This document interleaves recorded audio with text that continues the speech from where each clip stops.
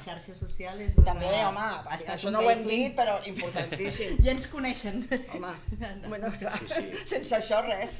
No seríem aquí la Bueno, majoria. a veure, sense això cap dels que estem aquí no ens coneixeríem. No, Exacte. és veritat. O sigui, potser tu t'hauríem vist a la tele, però series aquell personatge llunyà que surt a la tele i ja està. I quan et veuen a la tele no saben mai si t'han vist en una tertúlia anunciant compreses o donant un parte del govern. Vull dir que no, la gent diu... Per parlar del canal, no? Tu cara me Exacte. suena, Quin no? canal? En castellà, en català? Sí, no Però saben. bueno, per això et dic, imagina, no? I en canvi és cert que res del que s'està produint avui aquí no s'hauria produït. Que també hem de pensar que pels editors petits o pels autors no tan coneguts és una manera d'igualar-te amb grans autors o amb grans editorials, perquè aquí ja entra en joc la teva creativitat o com et moguis, perquè no és tant el poder econòmic que puguis tenir. No, és saber-te bellugar. Exacte, és ser una mica intel·ligent i ser creatiu i oferir coses diferents, perquè si no, aquí sí que pots competir, no hi ha una igualtat de condicions, però una mica més, no tant de gran a petit. Sí, clar, perquè allà tothom és igual. No hi ha jerarquia, hi ha una autèntica socialització. Tothom és igual, sí. Escolta'm una cosa, la novel·la negra, evidentment, tots heu coincidit i ja m'ho heu dit per endavant, que és una gran font costumista, donat que reflecteix quelcom més social en el comportament i el context que descriu, no?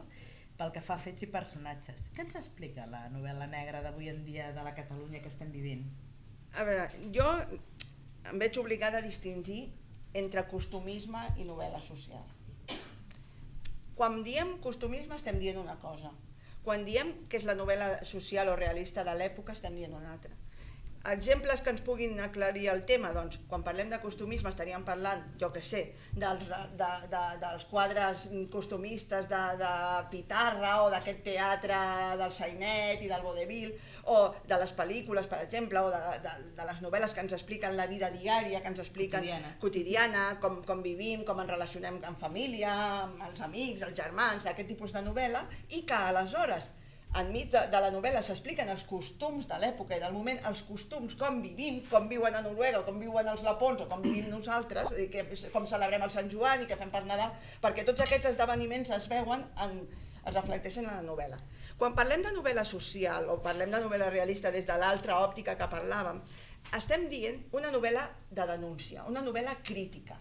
Una novel·la que assumeix el rol que en altres moments havien assumit autors, jo que sé què dir-te, doncs, per exemple Pérez Galdós, aquest tipus d'autors que encara que també tinguessin un vessant costumista important, però el que es tractava era de reflectir de manera punyent i sense pèls a la llengua la realitat del moment. I sobretot la realitat més lletja del moment, no la realitat bonica, sinó aquella que comporta un conflicte social, un dilema social, allò que dèiem, posar el dit a la nafra, reflexionar sobre tot allò que ens envolta, sobre què passa en la nostra societat, què està passant, per què actuem de certes maneres, com és possible que es produeixin crims tan esgarrifosos en el nostre entorn, com és possible que durant un any, cada any, morin tantes dones a mans del seu marit o el que sigui.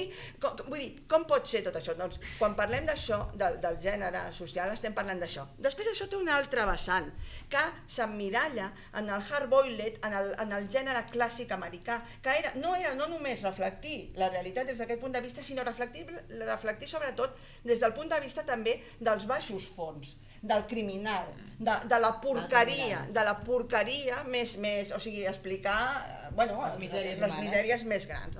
Clar, la gamma de misèries és àmplia i es pot explicar de moltes maneres, però estem parlant d'alguna manera d'això. I dit això, avui en dia hi ha moltes novel·les, i això el Marc... Hi ha moltes novel·les, i la que estic llegint jo ara, que és aquesta, està allà del Quim Aranda, una novel·la que es diu La noia d'Aberdeen, que parlen del procés que estem vivint ara, s'inventen circumstàncies però que estan ambientades, ell ho parla més bé que jo. Sí, aquest va molt dedicada. Jo primer diria que el tema aquest de costumisme o novel·la social, jo interpreto sobretot el costumisme aquest que s'està posant de moda o que s'ha posat de moda els últims anys a la novel·la escandinava, que això ja per mi no és, ho diria d'alguna manera pejorativament, no? En plan que el costumisme aquest que t'expliquen que la dona està allà amb el fill, no sé què, i també va investigar i tal, i a mi això personalment em sobra, no? I jo aposto més per la novel·la social, per la novel·la que fa la crítica social, no? I de què parla? A mi m'agrada bastant parlar de política, no? Perquè les meves novel·les parlen molt d'això, però sobretot una mica pel que deia la Maria, no? Per destapar les misèries i bueno, perquè tenim molta teca aquí, no sé si per sort o per escriptors i periodistes o per l'actor, però que es poden fer moltes novel·les, o sigui, es pot fer molta novel·la negra perquè són temes molt negres i que també amb nosaltres en l'editorial el que volem és això, és aquest tipus de novel·la, no? Que et parlin de coses, doncs, que et faci una mica de crítica social, que t'obrin els ulls, que tu com a lector, encara que sàpigues de què t'estan parlant, que puguis obrir els ulls i dir, ostres, et facin pensar, no? D'alguna manera que dius, aquest m'està explicant més coses de la típica novel·la, no? I penso que això és molt important. I doncs el tema, doncs, és que tenim, jo parlo molt de política, no? Però hi ha molts temes que són molt actuals i això, doncs, la segona novel·la que nosaltres vam publicar doncs, és el tema de desnonaments, dels preferents, del poder bancari que ens està fotent a tots i que d'alguna manera no et trobes com barallar-te amb ells, no? Que estàs en inferioritat de condicions, però penso que encara podem fer molts més temes que poden donar molt de sí, no? Temes que atur, gent que està desesperada, això tot. Hi ha molts temes. Fixeu-vos que quan parlo per la meva petitíssima i modesta experiència, quan vaig parir el primer llibre de la senyora Dolors, que és aquesta cuinera jubilada que viu al poble d'Avià, que ha servit tota la vida a cases de gent d'ordre, el prefecte de la Sûreté de París, el superintendent de Scotland Yard, el cardenal Tebaldi, perquè el Vaticà té un servei d'intel·ligència, no és pas broma això. Doncs quan es jubila torna a Avià i em vaig inventar aquesta senyora, que no tinc tan clar si existeix o no, potser sí, jo no ho sé. Sí. Com Messier Jourdain, que parlava en prosa i no ho sabia, doncs igual jo escric sobre la senyora Dolors, igual escriu i un dia em fot 2 hòsties quan em trobi pel rei de burro. Estàs potent escrivint això. I jo pensava, i com ho has de parir això? Perquè esclar, et ve al cap la Miss Marple i mossèn Tronxo, no? Aquesta barreja estranya. I vaig fer 2 coses que segurament estan mal fetes, però em fa l'efecte que per aquí aniria la cosa. Primera, vaig aprofitar l'avinentesa per recuperar totes les dites i frases fetes del Berguedà, que esclar, és un lloc que està deixat de la mà de Déu, aprofito per dir-ho, i en canvi és una meravella, Totes les expressions, 2 anys, parlant amb pagesos i pageses, que és el millor que es pot fer a la vida, parlar amb la gent que sap de la terra perquè hi viu a la terra. I després vaig dir, molt bé, ja ho tens, Jiménez, un tio de Can Fanga, aquí, vinga, parlant del Berguedà, molt bé, em van deixar fer-ho. Sí, que maco, que maco, que bonic, i el sol surt cada dia, sí, per aquí senyora, sempre per aquí, som tossuts els catalans, sempre surt per aquí i es va per allà. I després vaig dir, i ara això com ho girbem? Ho girbem des del punt de vista de la crítica social, perquè si alguna cosa té la senyora Dolors és que té un caràcter, o dos, de forma i manera que en el primer llibre ja la cosa, en fi, ja retratàvem a tota una colla de gentussa, i en el segon, que sortirà d'aquí poc, si Déu vol, ens carreguem un factòtum de la cultura. Sí, el llibre comença amb un assassinat, ja us ho dic ara, al mig de la Patum hi ha tots els que van a fer el merda allà al balcó. Spoiler! No, és un spoiler, però no direm qui és l'assassí és la Villalonga, és igual.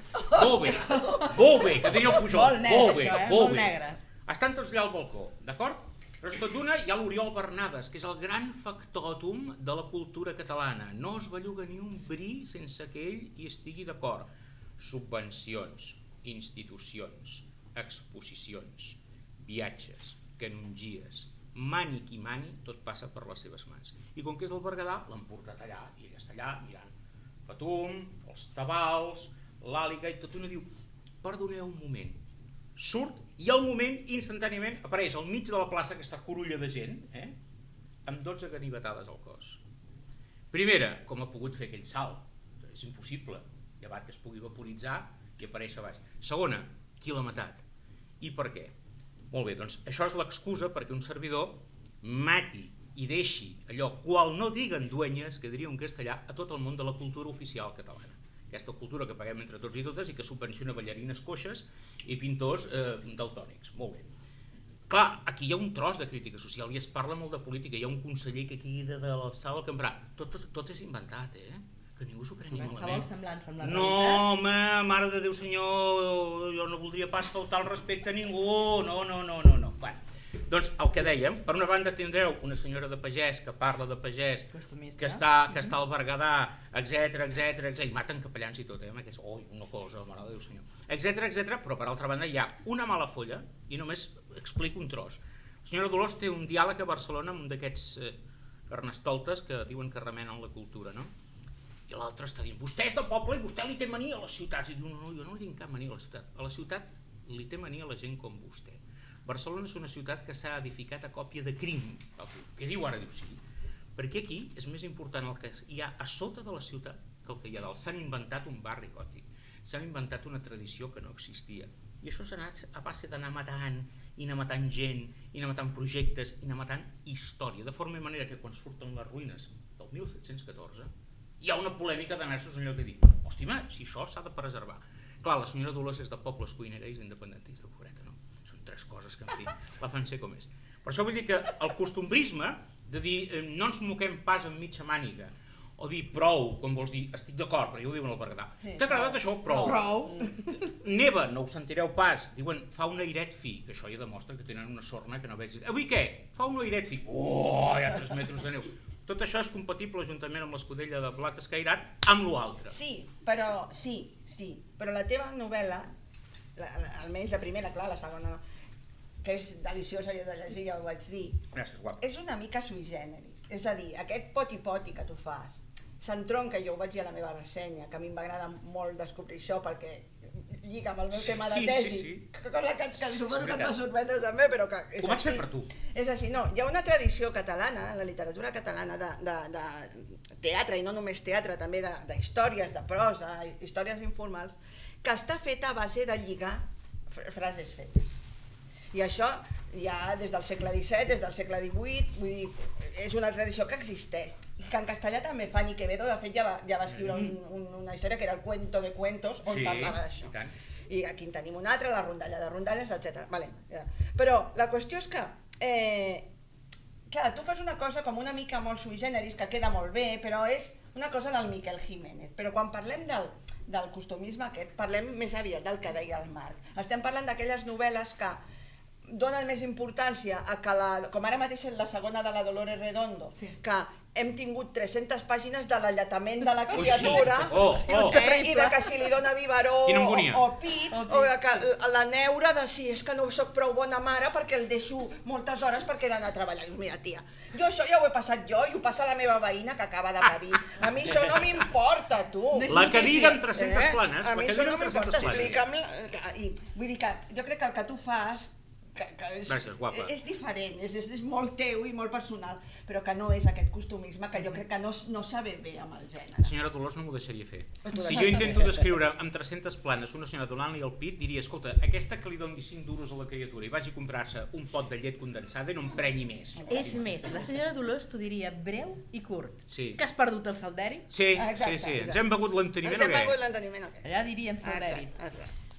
Aviam, senyors, perquè tindrem que acabar un dia o un altre, que nosaltres comencem i no acabaríem mai. És que ens hem trobat aquí 4. Quins piquitos de oro, quins piquitos de oro. Són 4 nocturns, amb alevosia, premeditació i molt, molt lletraferits.